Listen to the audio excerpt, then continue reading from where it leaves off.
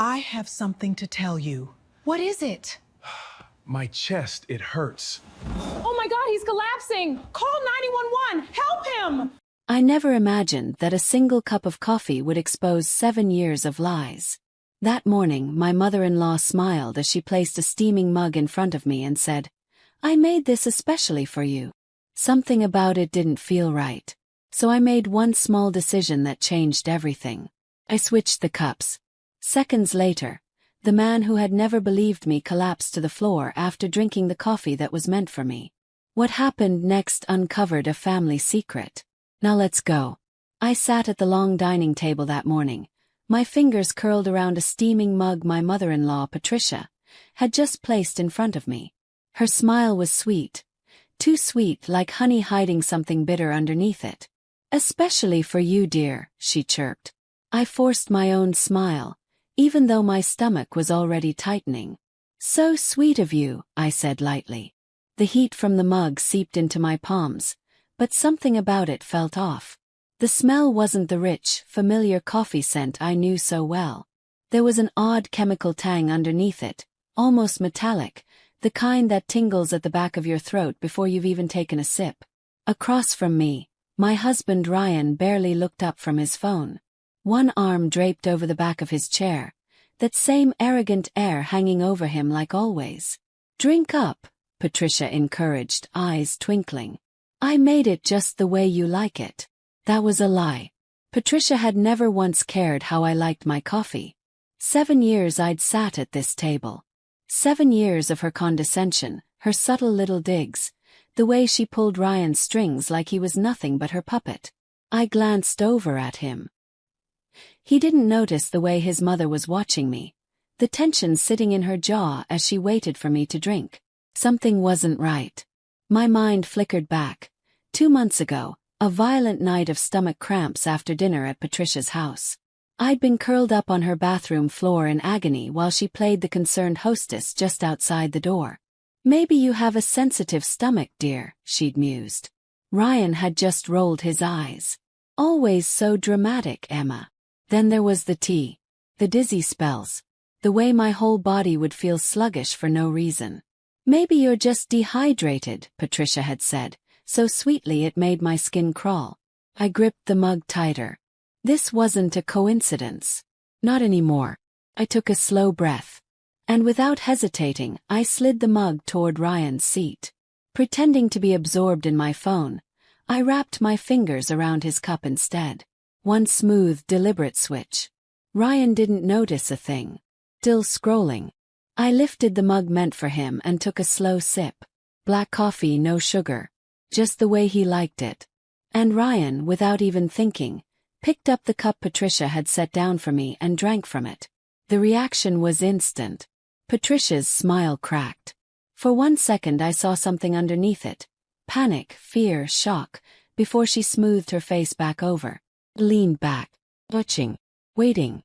Ryan rubbed his temple, still scrolling, but his brow had started to furrow.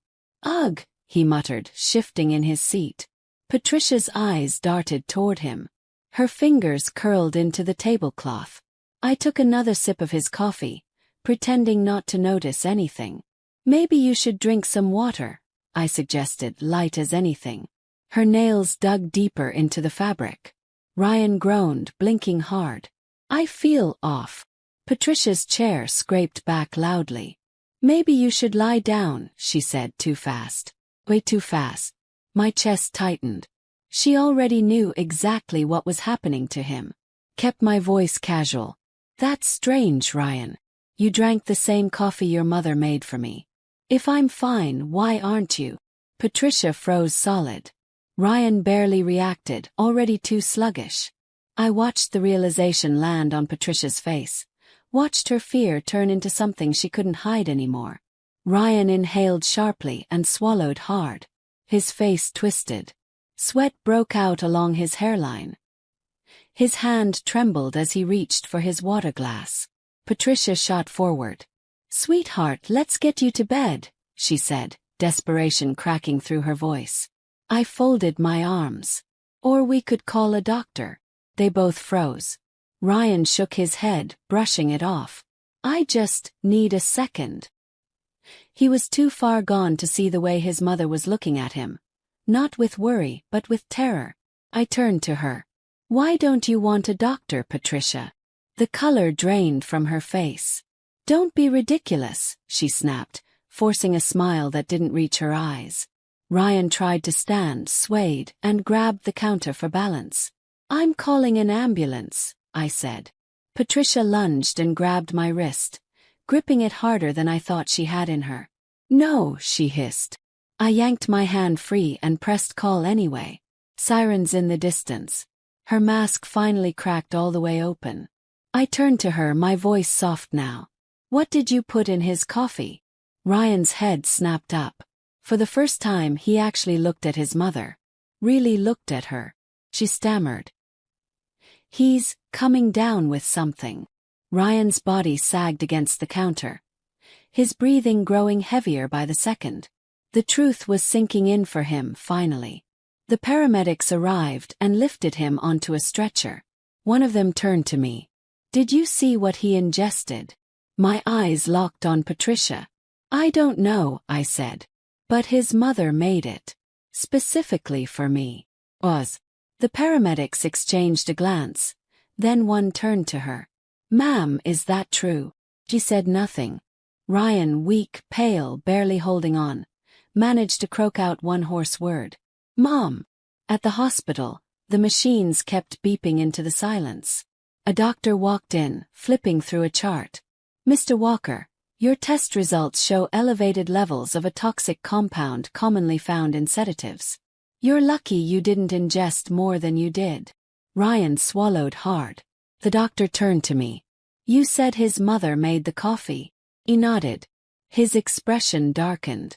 We're going to need to report this to the authorities. Ryan closed his eyes, fists clenched against the sheets. I let out a breath. You always took her side, Ryan. He flinched. You thought I was dramatic. That I made things up. I shook my head slowly. You never believed me. Not once. Emma. His voice broke. No, I said firm. You don't get to say my name like that anymore. A detective stepped into the room. Mr. Walker, do you want to press charges? Silence stretched out between all of us. Ryan hesitated, then turned to me, like he was waiting for me to make the decision for him. But I was done protecting him. I stood and smoothed my jacket down. That's not my call, I said coolly. It's yours. Then I walked out of the hospital, out of his life.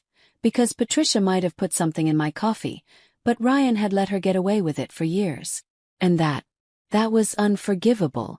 Stepping out into the crisp night air, I inhaled deep, like I was trying to push every year of manipulation and betrayal straight out of my lungs.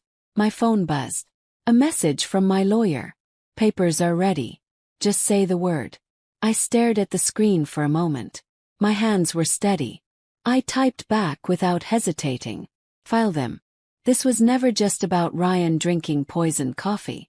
This was about every single time he'd let his mother chip away at me, piece by piece, until I barely recognized my own reflection. No more. Back inside, Ryan sat on the hospital bed, weak, his mind spinning. Detective Harper's voice stayed firm. Mr. Walker, I need your answer. Do you want to press charges against your mother? His fingers twitched against the sheets. He looked completely lost. 4 years, Patricia had shaped his whole world, convinced him I was the problem, that I was beneath him. But now, for the first time, he was seeing her clearly. Monster. He swallowed hard. When he finally spoke, his voice came out hoarse. Yes. The next morning, I sat in my lawyer's office, flipping through the divorce papers. Ms. Carter watched me carefully. Are you sure about this? I let out a quiet laugh. I was sure years ago. I just didn't know it yet. I signed the final page with a steady hand. It was over.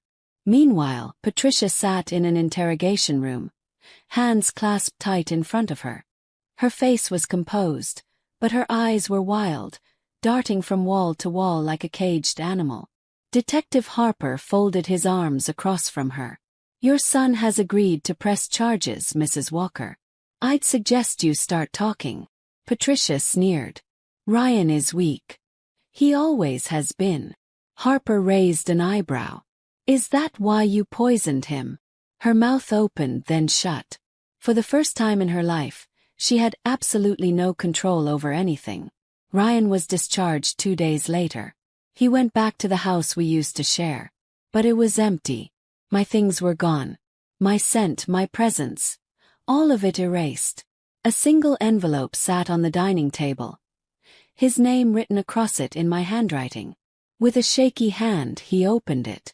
Ryan, you may not have poured the poison into my cup, but you let her do it. You let her break me down over and over, and you never once stood up for me. I won't hate you, Ryan. But I won't forgive you either. I'm leaving. I suggest you do the same. Because now you know the truth about your mother. And you have to live with it. Goodbye, Emma. He sat down heavily in his chair. For the first time in his life, he understood that power isn't something you take. Something you give away. And he had given his mother far too much of it. He had lost everything because of that. Me, I was already driving out of town, watching the city skyline shrink in my rearview mirror. A new life waiting for me. One without Patricia. Without Ryan. Without fear. I didn't know where the road would take me. But for the first time in years I was free. I drove in silence, the hum of the tires on the road the only rhythm keeping pace with my thoughts. I wasn't sad anymore. I was relieved. For years I had convinced myself that enduring Patricia's cruelty and Ryan's indifference was just part of marriage. Sacrifice. Duty. But it wasn't. Love was never supposed to feel like a battle.